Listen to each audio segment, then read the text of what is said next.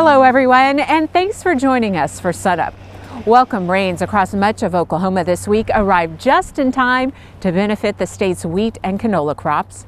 SUNUP's Dave Deacon earlier in the week caught up with our Extension Cropping System Specialist Josh Lofton to see how canola is doing.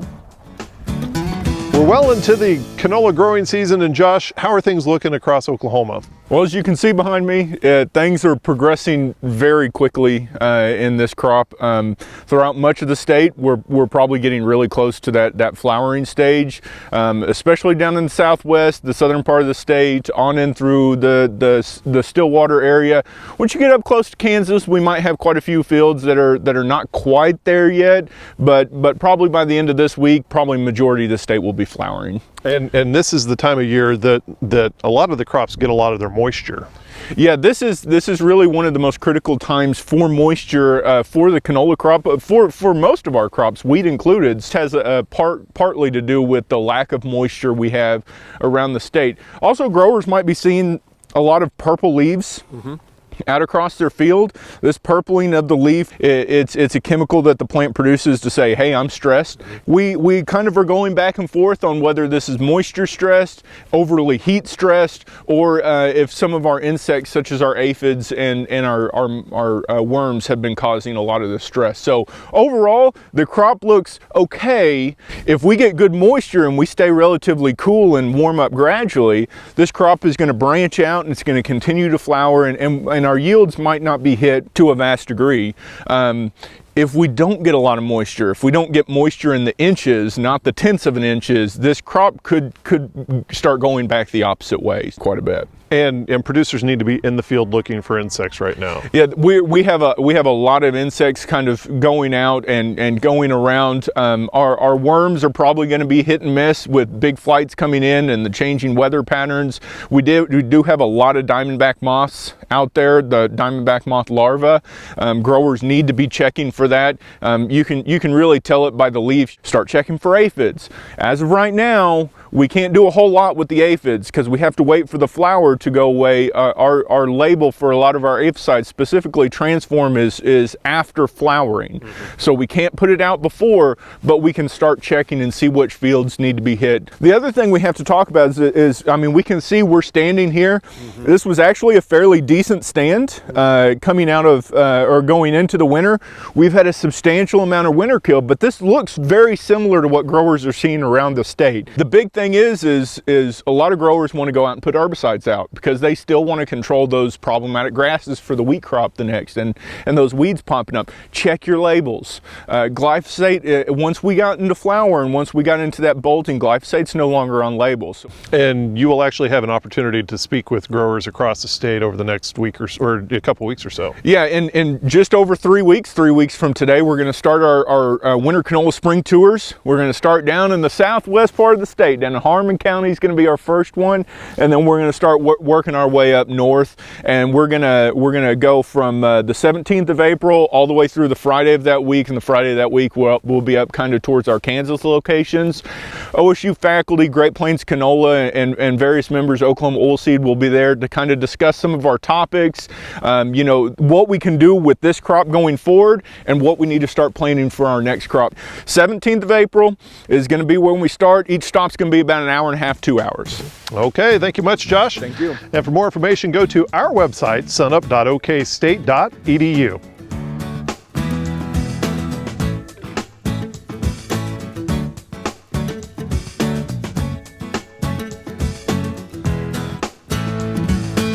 Thank you, gentlemen. Continuing on a topic from last week about the devastating fires in northwest Oklahoma.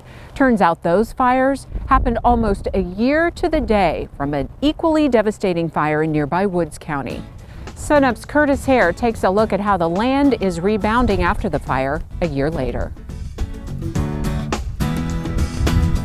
The scars to the land are glaring, and the wounds of producers are raw and will be for some time. Only one word comes to mind for the fires that tore up 330,000 acres across Harper, Beaver, and Woodward counties. Devastating. It's hard to believe producers 50 miles east of here were in the same situation almost a year ago, to the day. We knew after the first day when the fire started and it was coming this way, we had an idea that we should probably prepare for it. On March 22nd of last year, the Anderson Creek Fire ignited and tore through Woods County and up through Kansas. According to the Oklahoma Forestry Service, about 365,000 acres burned and 600 cattle were lost.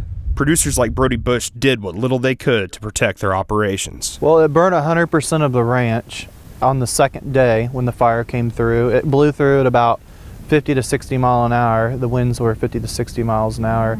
And so it moved pretty fast. It still burned a lot of trees, and it took all the fences out and everything. Most of our cattle were okay. We had a few pass away later. The possibility of regrowth and recovery seemed dim. As the wind was blowing and the soot was blowing around and the dirt and everything, all the roads were covered and it looked like the Dust Bowl, and you would have thought that, the ground was sterile and all the grass was gone and everything, but it recovered beautifully. The people here in Oklahoma are resilient, just like our landscape is resilient. So what we see again is a lot of concern about there's nothing on the ground after that wildfire. We burned up everything and you've got a lot of bare ground. Oklahoma State University research associate John Weir documented the regrowth process in Woods County. Not even a year later, the ground that was black and bare turned into waving grass.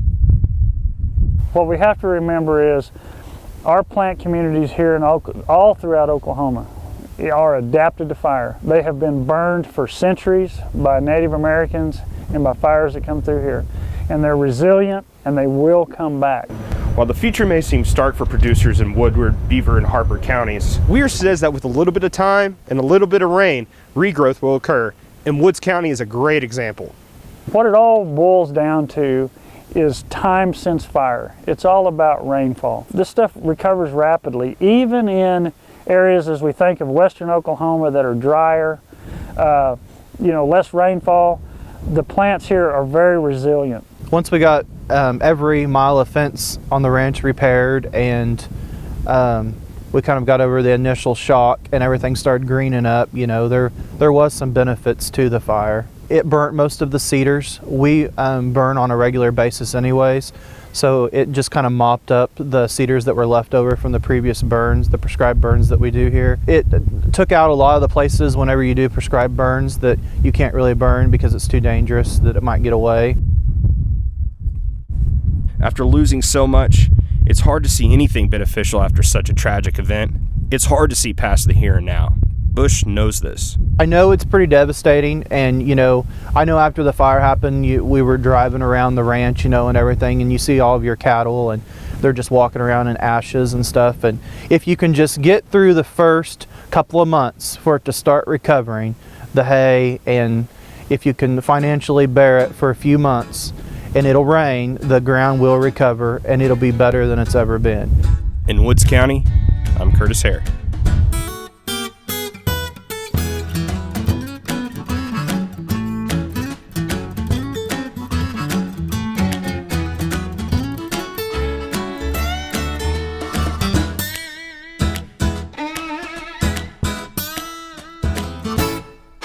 The heavy rains on Tuesday and into Wednesday provided critically needed rainfall in Oklahoma's winter wheat and canola production areas and areas ravaged by fire in early March. South of a line from Tulsa to Purcell to Duncan, rainfall amounts were generally less than an inch. Above that line, Mesonet rainfall amounts were commonly above 2.5 inches.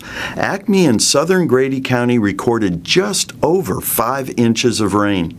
Areas of heavy rain pushed the percent of normal rainfall from January 1st through March 28th into ranges above 100%. So why was the rain this week so critical? Check out the Mesonet rainfall graph for Beaver.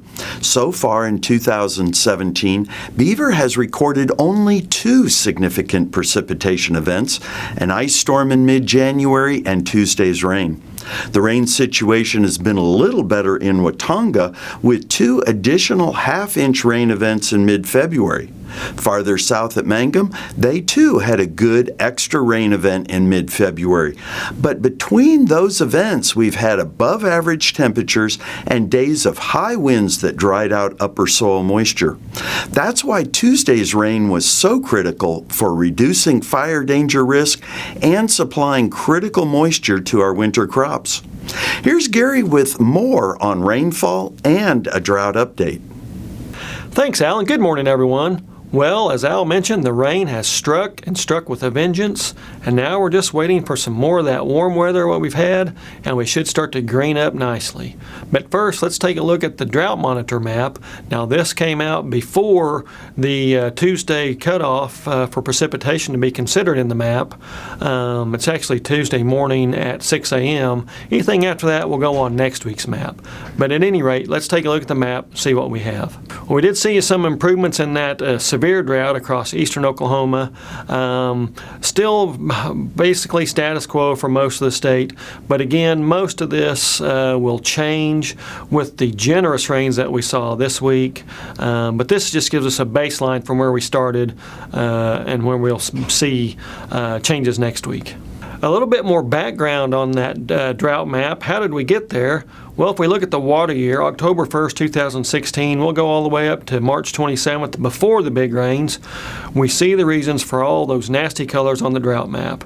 We see from basically on this departure from normal map, about 6 inches below normal to more than 10 inches below normal across the southeastern quarter to the eastern half of the state, and then from 2 to 4 inches below normal up into the northwest. Now, of course, some of those areas differ with different time frames, and the northwest got really bad in the shorter time frames, but this shows you at least since the water year began on October 1st where we came from. Speaking of that warm weather we need to green up, it does look like we might see some of that warm weather next week. It's been slightly cool this week, but with some sunshine and some warmth, we'll see a green up, and that wildfire danger will go away quite rapidly. So stay tuned next week for that new and improved drought monitor map. That's it for this week. We'll see you next time on the Mesonet Weather Report.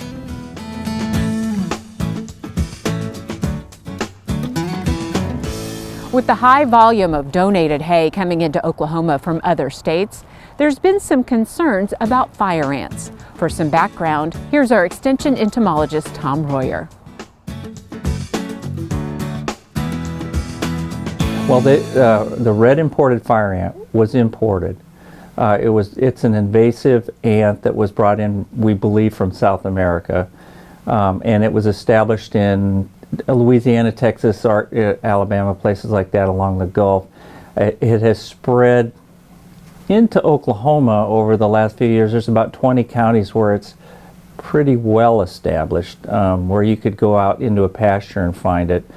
And it's just very aggressive. It's aggressive it's a predator ant. It has a nasty sting, and it will go after birds, and it's just very aggressive, and it can push out other ants. And so in many cases, like in Texas and places where it's well established, it pretty much pushes out many other ant species so that it's the only thing around. And if you happen to stand on an ant mound, or if you're out gardening and the ants are out foraging, it won't be long before they'll find you and sting you. And if you're allergic to the ant sting, it can be bad, but they're painful anyway.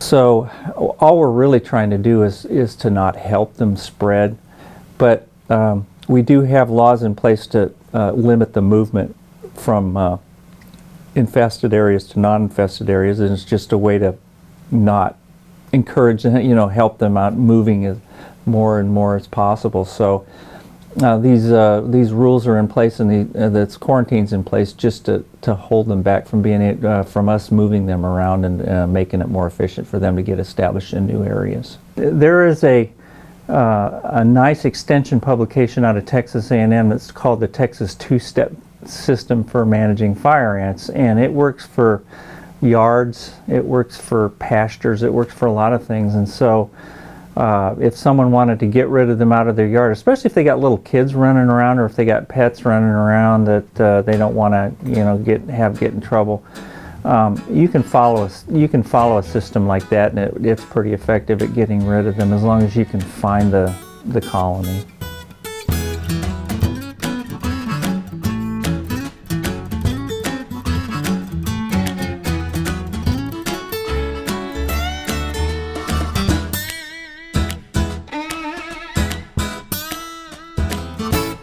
Kim Anderson, our crop marketing specialist, is here now. And Kim, prices continued to fall this week. Why do you think that's happening? Well, I think the biggest reason it's happened is probably the crop conditions in the United States and around the world. This rain we got this last week, we've got drought conditions. That's almost going to make our crop with the rain that we got. And I think the market saw that. You can look at our stocks, excess stocks in the United States and around the world. I think they continue to weigh on the market. Our managed fund positions, you go back 5-6 weeks, we were 140,000 short on those.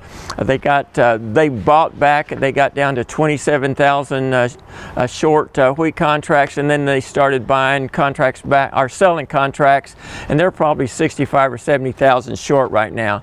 So what we saw there was prices fall from about $3.83. I was feeling really good, getting up near that $4 down to $3.30, and it's just hurting our producers right now.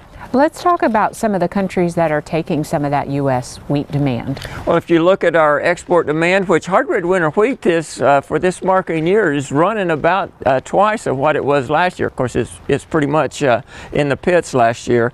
Russia, looking over the last 10 years, have increased their exports by 453 million bushels. That's 06 to 16. Ukraine, 303 million bushels. Kazakhstan, 70 million bushels. Australia, 205 million bushels. The United States, we're down 27 million. In other words, we've been relatively flat, while other countries have been increasing their exports, are taking our export demand. Why do you think they're seeing an increase and then the United States isn't? Well, I think there's two main reasons. One is where the main demand is for wheat.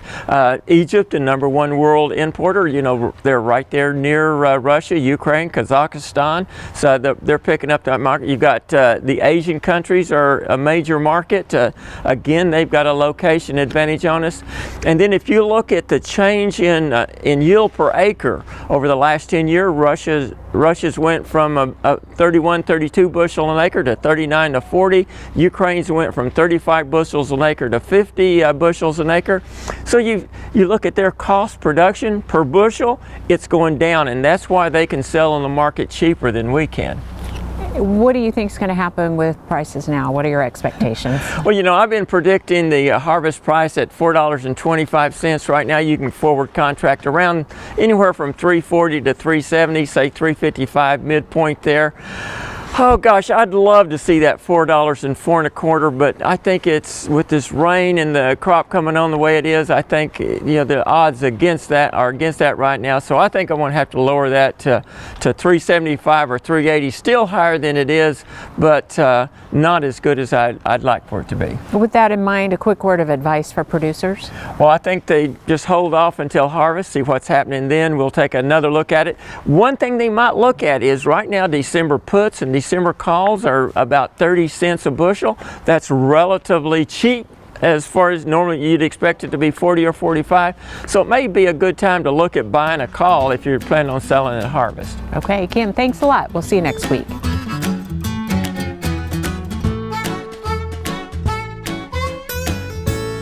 One of the more difficult questions that cow-calf producers and even extension specialists have to answer is what's the proper cow-to-bull ratio for the upcoming breeding season? And one of the reasons why this question is so difficult is there's so much variation in bulls. Research at Colorado State University a number of years ago tried to evaluate how well bulls would match up in different cow-to-bull ratios. They used synchronized sets of females, turned in as low as 1 bull to 5 females, to as high as 1 bull to 50 estrus synchronized females. And when they got done, they found just tremendous variation, that some bulls could handle a large number of synchronized heifers, and other bulls wouldn't do a good job even with 5. So what do we do? How do we answer this particular very tough question? Well, I think there's an old rule of thumb that can come in pretty handy. It's a conservative rule of thumb, but it's a good guideline to use when we're trying to match bulls with the number of females. And that rule of thumb is to match these young bulls with the same number of females that his age is in months as he goes into the breeding season. So let's use an example that we've got a spring-born calf that was born last year in February or March, and we'll turn him in, say, about the first part of May. That makes him about a 13 to 14-month-old calf going into his first breeding season. I would say in that situation, 10 to 12 females is about the max that we'd want to put with that very young bull. If it's that 1.5-year-old fall-born bull, then we can stretch that out to 15 to 18 months. And certainly with the 2-year-olds, we expect them to work pretty well with the standard 20 to 25 cows in his breeding pasture. That's assuming, of course, that these bulls have passed a breeding soundness exam. And that's our best indicator of whether these bulls are going to have the fertility and can cover the cows that we put there in front of him.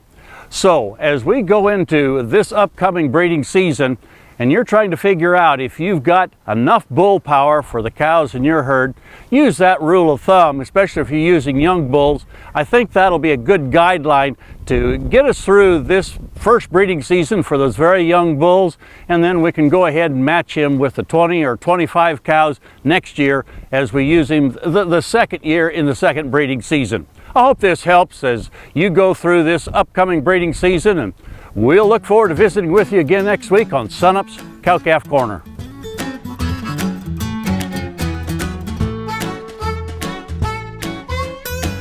Finally today, a story that reinforces what it means to help your neighbor. 4-H'ers in Pushmataha County joined with other youth organizations to help halfway house residents get a new start. As SUNUP videographer Kristen Loveland shows us, a garden is just what they need. This is Irene's House of Joy. It's a home for women who are trying to make a new start in their life. It's with the New Beginnings Women's Support Group that we established this. They live here for a short time, kind of a halfway house where that they can make a new start. They have certain rules they have to abide by, but it's given a lot of women over the last several years a chance to get out of abusive situations and other situations that they needed to improve on. Well, this is the second year actually that Tom has come over and done a garden. He just asked if we could use a garden, and we said yes. Not only could we use the vegetables, it'd be great for the ladies to learn, you know, how to prepare food, how to take care of a garden. The house was named for Irene Roberts, and she got the whole community behind this New Beginnings project. She was killed in a car wreck a few years ago, and with her passing we just couldn't let it drop. We're really happy to be putting in this garden so that the ladies that live here can have fresh food and learn how to grow their own food. I feel like it's a good distraction. When you're out here trying to work with your garden and things, you can't really think about bad things or other things that are stressing you out that have happened earlier on in the day, or just something that's been dragging on you for a long time. So, I mean, it's a really good distraction. It's kind of like having a pet around. It's a responsibility, you know, a job, a chore, order, and results of work. Just putting effort into it, and if you don't, you lose your crop. It's a lot of things you can apply to your personal life. Having fresh fruits and fresh vegetables, even if we had fruit, but the vegetables was a big thing, and we had salads like every other day, and just having somebody to come in and having the experience with the youth to do something like that. And I think that's a big thing, you know, for the youth to do, and so they could see that they're helping someone else, and maybe it leaves an impact on them, just helping somebody else out there in the community. I hope we can be a good example. It's a very good thing to do for your community. It's a very good thing for kids to get out and just kind of enjoy themselves. It's kind of like planting the garden for people. It's another good distraction just to come out here. Just a very good sense of camaraderie, especially out here with all of your different organizations. They're our future leaders. The 4-H, FFA, and all these organizations are going to be running this country in just a few short years. And we want to instill in the people who will be our leaders the desire to help others, to know that there is a community out there that needs our help. And so we try to instill that in all of our kids. I'm growing, you know, takes it day by day, but I just had to get the seed planted in me to produce the good fruit, vegetable, whatever you call it. It's how we treat those that are struggling that reveals our true character. Character is what happens when nobody else is looking. And this gives these youth an opportunity to actually show what they're made of. In the end, it shows that people do care, and they're just not labeling you or judging you as an addict or an alcoholic, and it just shows that, there's people out there that care, instead of the negative things in life. Thanks so much for joining us this week for SUNUP. Remember, you can find us anytime on our website, sunup.okstate.edu, and also follow us on YouTube and social media. I'm Lyndall Stout. Have a great week, everyone, and remember, Oklahoma agriculture starts at SUNUP.